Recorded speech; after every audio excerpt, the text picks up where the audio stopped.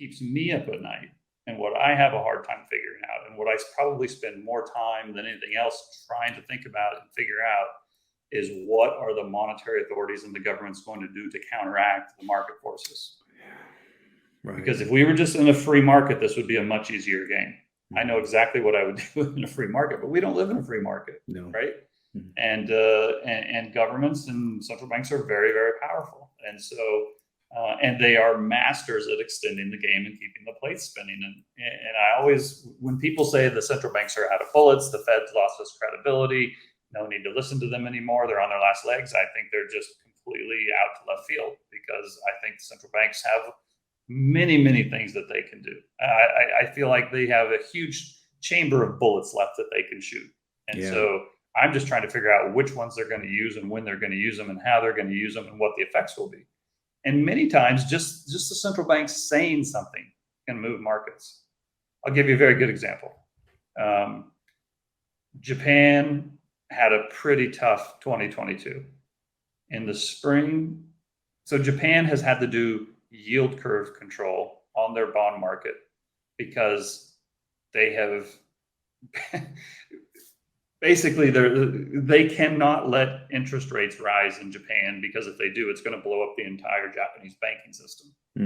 And so earlier in 2022, when bond yields went from 0% to 25 basis points, from 0 to 25 basis points, it only rose 25 basis points. It caused all kinds of problems in the Japanese banking system. The reason is because for the previous, not just 2 years, but 10 years, interest rates have been at 0 or negative in Japan. So whenever Japan sells bonds and all the pension funds and the endowments and the banks and the big investors buy these Japanese bonds, now they're holding them on their books, on their balance sheet, but they bought them at 0 interest rates. Well, when interest rates go up a little bit, only 25 basis points on a 20 or 30-year bond, that bond loses a lot of value from a price perspective. Right. So when interest rates even went up 25%, 25 basis points, not 25%, 25 basis points. Quarter of a percent. All of these balance sheets in Japan got wrecked or were in the process of getting out of whack, versus the assets were getting out of whack versus their liabilities. And so on several occasions in the spring, the Bank of Japan had to come in and reiterate their commitment to yield curve control and not letting interest rates go above 25 basis points. Wow. And that is why the yen went down 20% in 2022, is because you cannot save both the bond market and the currency market, because to save the currency market, you have to do something that would hurt the bond market. And to save the bond market, you have to do something that would save the currency market. So in the first half of the year, the bond market was steady, but the currency kept losing and losing and losing, so much so that at the end of September, the Central Bank of Japan, the Bank of Japan, had to come in and they actually had to go out and buy yen in the market in order to manipulate the yen stronger. So you can save both for a short period of time, but you can't save both over the medium to long term. So that's what they did in September. And then in just 2 weeks ago now, the Bank of Japan came out, and this goes back to why just what they say can have tremendous consequences. So the yen had fallen and fallen and fallen. It got a little bit of a bounce when the Bank of Japan came out and manipulated the market higher by buying yen. But then after their latest meeting, they came out and they said, we are actually going to increase the amount of QE we're doing. Now, if you just read that, you would say, holy cow, the yen's going to go even lower, right? Right. But then they also said, we are going to widen the band off of which we will let bond yields float from 25 basis points to 50 basis points. Uh-oh. So again, 25 to 50, just raising another 25 basis points, it's not that much, but it's double what it already was. Right. Right. And it's 200% of where it was at the beginning of the year.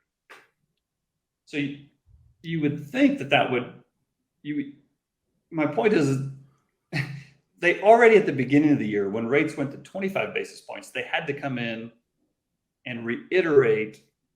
It almost caused a crisis. Yeah. And so now they said, we're going to let that band widen. And so really what happened And the yen, when they did this, so what that means is interest rates could rise even more. And when interest rates rise, that will typically strengthen a currency. So on that news, the yen went up like 3%. Okay. But what immediately happened is there was no bids in the Japanese government bond market. So they had to halt the government bond market.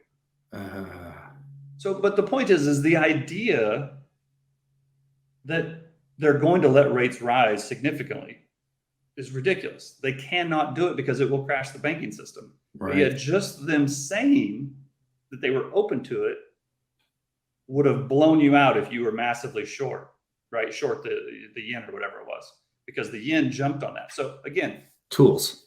Ultimately, the markets are always right. But in the short, so it's just one of these things that, they don't even really have to do anything. They can just come out and say something and they can dramatically move a market. Mm-hmm. And so it's because of things like that I'm always trying to figure out what they're going to do and how they're going to do it. And there's some people out there that will say, you should just do the fundamentals, being a long-term investor, and don't worry about what these central banks do or say. Yeah. And I guess that's fine if you don't care about your month-to-month or quarterly returns or whatever it is. But I think over the next couple of years that if you're not careful, people will get wiped out before they get the opportunity to be a really long-term investor. So I don't think that and the other thing is when I'm managing other people's money, I don't have the luxury of just ignoring what's going on with the central banks and the governments. So that's kind of a long tangent I went off on based on that question I didn't know how to answer, but that's the best I can do.